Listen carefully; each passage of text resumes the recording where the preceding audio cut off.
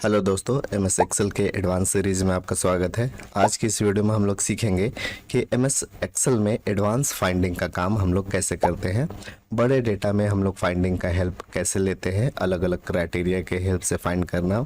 तो ये वीडियो काफ़ी एडवांस होने वाला है। अगर आप फाइंडिंग को आप मास्टरी लेवल पे सीखना चाहते हैं तो ये वीडियो आपके बहुत काम आने वाली है। तो चलिए वीडियो स्टार्ट करते हैं।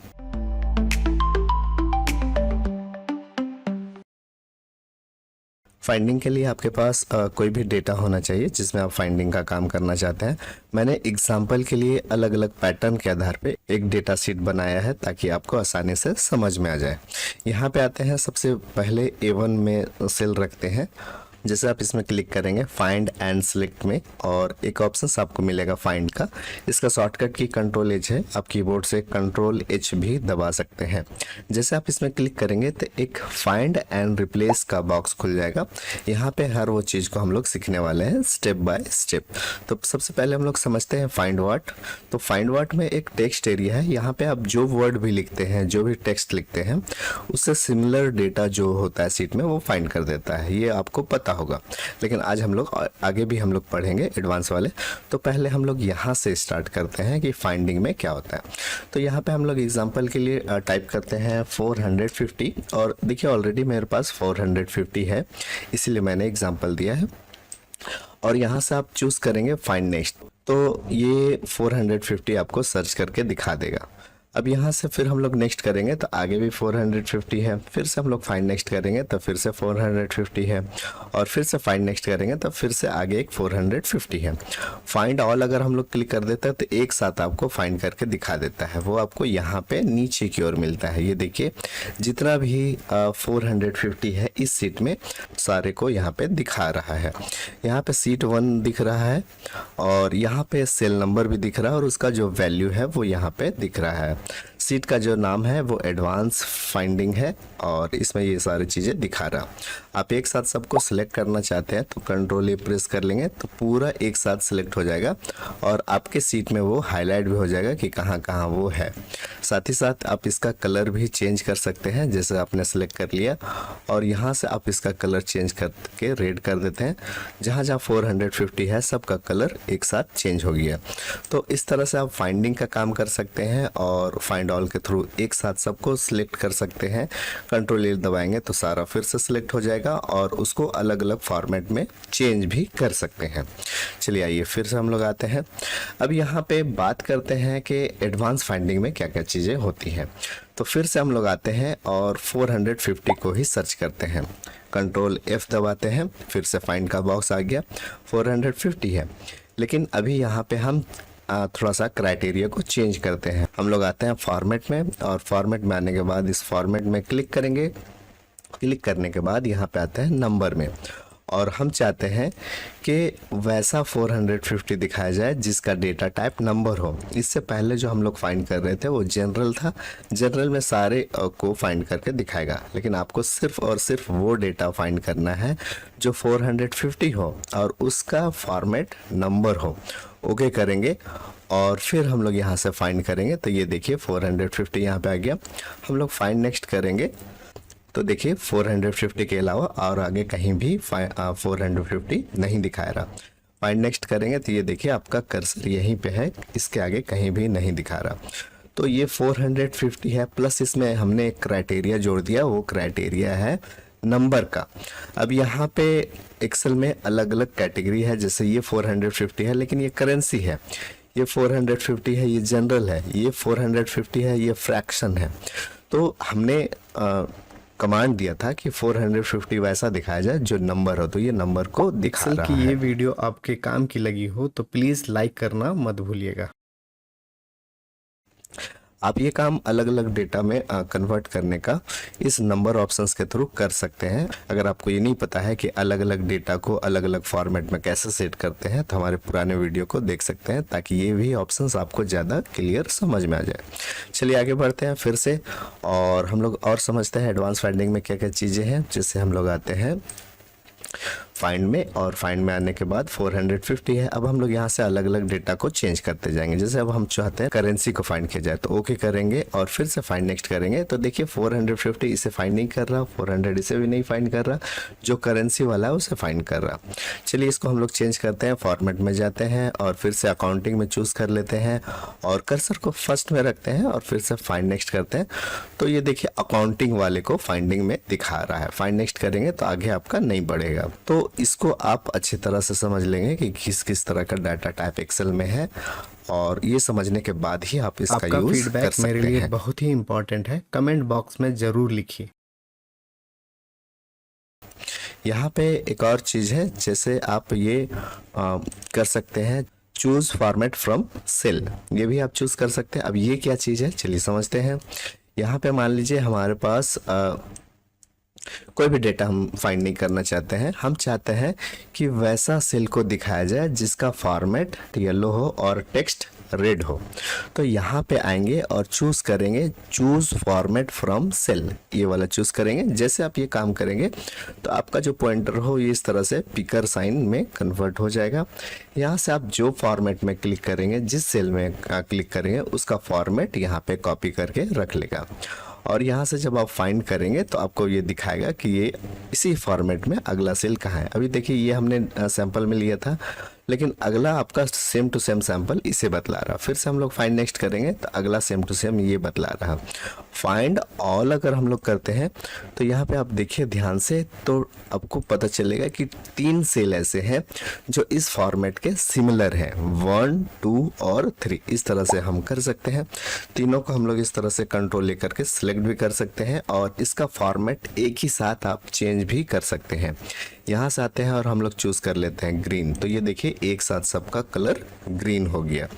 चलिए अब हम लोग आते हैं और थोड़ा सा हम लोग एडवांस फाइंडिंग करते हैं। यहाँ पे मान लीजिए हमने थोड़ा मैं जूम करके दिखा दे रहा हूँ। यहाँ पे देखिए ग्रीन है, ग्रीन है और ग्रीन है, और यहाँ पे बोल्ड भी है और बोल्ड भी है। हम चाहते हैं कि वैसा सेल को फाइंड करें जो ग्रीन और बोल्ड हो।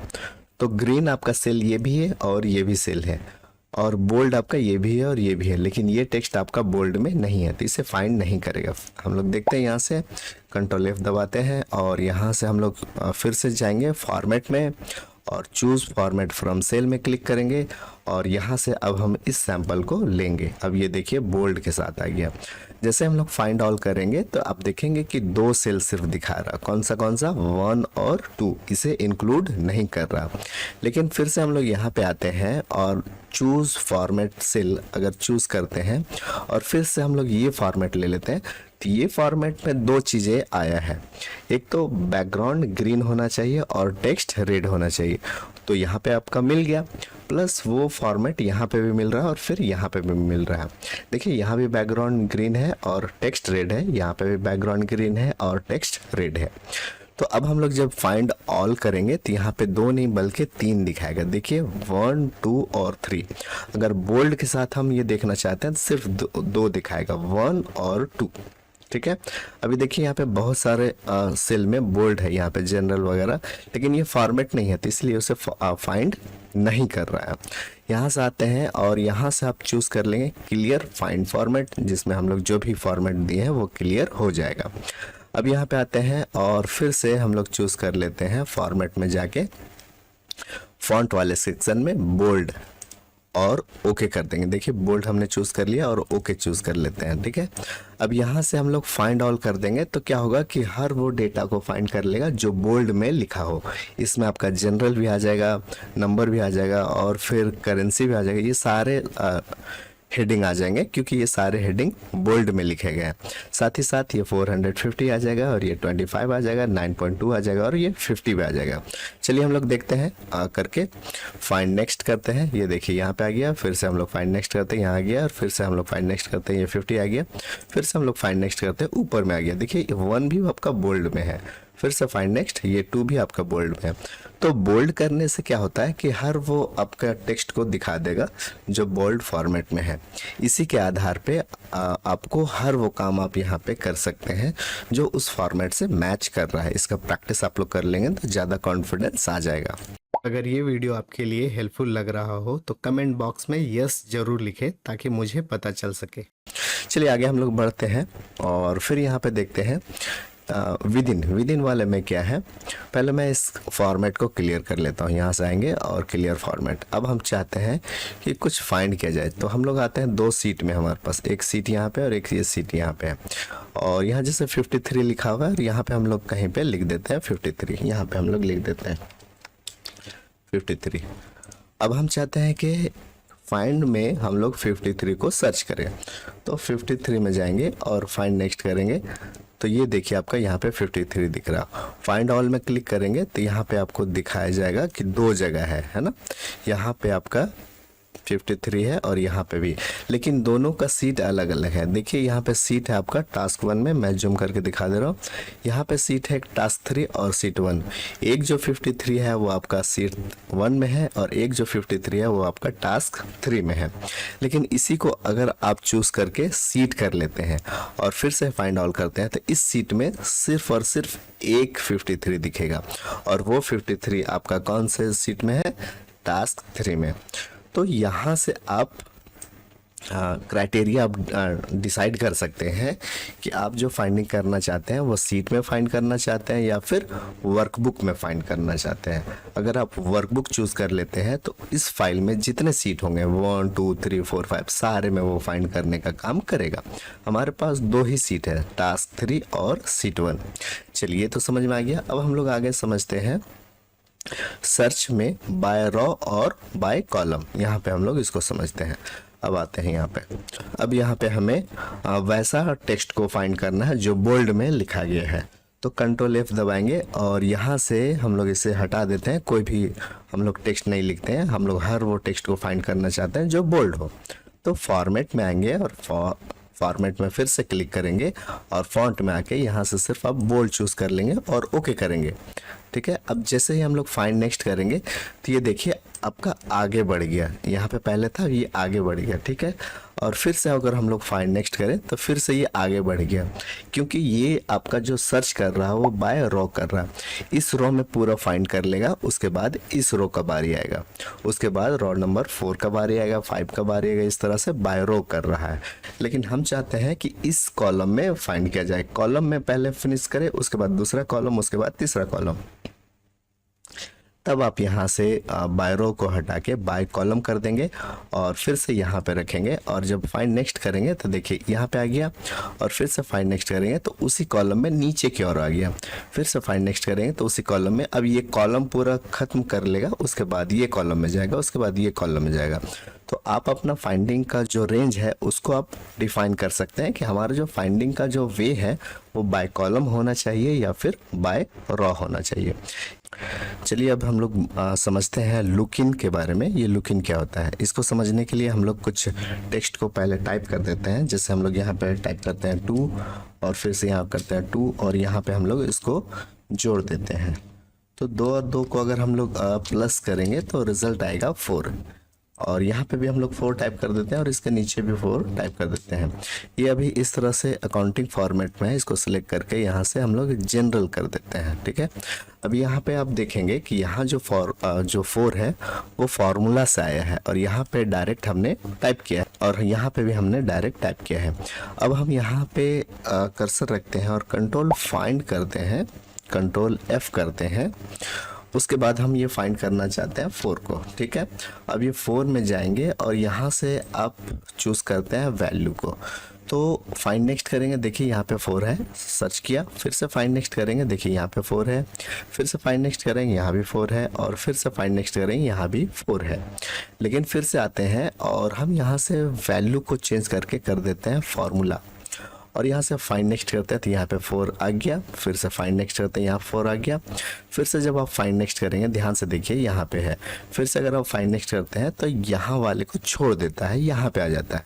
ये आपका फार्मूला स्किप कर देगा, आपको यही समझना है। फिर से आप देखिए यहाँ पे फाइंड करते हैं, आ गया, फिर से फाइंड आ गया, और इसके बाद आपका वो छोड़ देता है। ठीक है। अगर आप कुछ कमेंट में लिखें उसको ढूंढना चाहते हैं तो ये कमेंट आप कर लेंगे, और अगर आपको डिफ़ॉल्ट रखना है तो ये वैल्यू में रहता है, ये वैल्यू से आपको सारा दिखता है। एक्सेल की ये वीडियो आपके काम की लगी हो तो प्लीज़ लाइक करना मत भूलिएगा। उसके बाद आते हैं यहाँ पे मैच केस में क्या होता है, जैसे अगर हम लोग लिखना चाहते हैं एप्पल, यहाँ पे हमने लिखा एप्पल और यहाँ पे एक है एप्पल, ये दो एप्पल हमने यहाँ पे टाइप किया है इस तरह से हम लोग। अब हम यहाँ पे फाइंड करना चाहते हैं कि एप्पल वाले को, तो यहाँ पे जब हम लोग लिखेंगे एप्पल और यहाँ से हम लोग करेंगे फाइंड, तो ये एप्पल को फाइंड कर देगा। फिर से हम लोग फाइंड नेक्स्ट करते हैं, इसे भी एप्पल को फाइंड कर दिया। लेकिन हम लोग चाहते हैं कि सिर्फ केस मैच करे, यहाँ पे हम चाहते हैं कि वैसा एप्पल को फाइंड किया जाए जो सिर्फ कैपिटल लेटर में हो, इस तरह का। देखिए इस तरह का भी अगर हम लोग करते हैं फाइंड तो इसे फाइंड कर लेगा। यहाँ पे हमने कैपिटल लिखा है लेकिन इसे फाइंड कर लिया। फिर से हम लोग फाइंड करते हैं, इसे भी फाइंड कर लिया। लेकिन अब हम चाहते हैं कि एप्पल जो इस तरह का लिखा हुआ है उसी तरह का एप्पल ही फाइंड करे, मतलब ये कैपिटल में लिखा हुआ है तो कैपिटल वाले को ही फाइंड करे। उस केस में हम लोग कर देंगे मैच केस, और फिर से अगर हम लोग फाइंड करेंगे तो ये एप्पल को फाइंड करेगा। फाइंड ऑल करके देखेंगे तो सिर्फ और सिर्फ यहाँ पे एक ही एप्पल लिखा हुआ है, हालांकि तो दो है लेकिन इस केस में लिखा हुआ सिर्फ एक ही है। तो मैच केस क्या होता है कि आपका कैपिटल को कैपिटल के साथ मैच करता है और स्मॉल को स्मॉल के साथ मैच करता है। चलिए आगे बढ़ते हैं। यहाँ पे हम लोग समझते हैं मैच इंटायर सेल कंटेंट। जैसे अगर हम यहाँ पे फाइंड करना चाहते हैं 4 को, देखिए हम फाइंड करके दिखा रहे हैं। हम यहाँ पे फाइंड करना चाहते हैं 4 को, तो 4 इस तरह टाइप करते हैं और यहाँ पे हम लोग करते हैं फाइंड। देखिए 4 यहाँ पे भी है, देखिए यहाँ पे लिखा हुआ 450, लेकिन 4 को फाइंड कर रहे थे इस सेल में 4 है, इसीलिए इसे फाइंड कर लिया है। फिर से हम लोग करते हैं फाइंड नेक्स्ट। देखिए इसमें भी 4 को फाइंड कर रहा है क्योंकि 450 तो लिखा हुआ है लेकिन इसमें 4 इंक्लूड है तो इसे फाइंड कर रहा। हम चाहते हैं कि यहाँ पे जो भी टाइप करे वो पूरे सेल में होना चाहिए, तभी वो फाइंड करे, अदरवाइज उसे फाइंड नहीं करना है। तो यहाँ पे अब हम लोग चलते हैं और यहाँ पे 4 लिख देते हैं एक जगह और फिर से यहाँ पे हम लोग लिख देते हैं 2 जगह। ठीक है, इसको हम लोग जनरल में कर लेते हैं। अब देखिए जब हम लोग यहाँ पे फिर से एक बार करके दिखा देते हैं, हम लोग 4 करते हैं, फाइंड नेक्स्ट करते हैं, तो यहाँ पे आ गया। अब हम चाहते हैं कि सिर्फ 4 ही उस सेल में हो, उसी को फाइंड करें, तो यहाँ से कर देंगे मैच इंटायर सेल कंटेंट, ऐसे कर देंगे और फाइंड नेक्स्ट कर देंगे। ये देखिए यहाँ पे नहीं आया, कहाँ पे आ गया, यहाँ पे, क्योंकि पूरे सेल में यहाँ पे एक 4 लिखा हुआ है। फिर से फाइंड नेक्स्ट करेंगे, एक यहाँ पे लिखा हुआ है, फिर से फाइंड नेक्स्ट करेंगे, एक यहाँ पे लिखा हुआ है। फाइंड ऑल अगर कर देते हैं तो इस सीट में 3 जगह सिर्फ 4A लिखा हुआ है, तो इस तरह से हो जाएगा। और सेम मेथड से आप रिप्लेस का भी काम कर सकते हैं। यहाँ पे 2 टेक्स्ट आ जाएगा, किसी को फाइंड कर लीजिए और किसी के साथ मैच किसी के साथ भी रिप्लेस कर लीजिए। फॉर्मेट का सारा फंक्शन उसी तरह काम करेगा जो मैंने बतलाया था। यहाँ पे भी मैच केस इंटायर सेल है, सब कुछ वही है। आप एक बार फाइंड का यूज़ अच्छा से सीख लेते हैं तो इसका यूज़ आप सेम टू सेम रिप्लेस के साथ भी कर सकते हैं।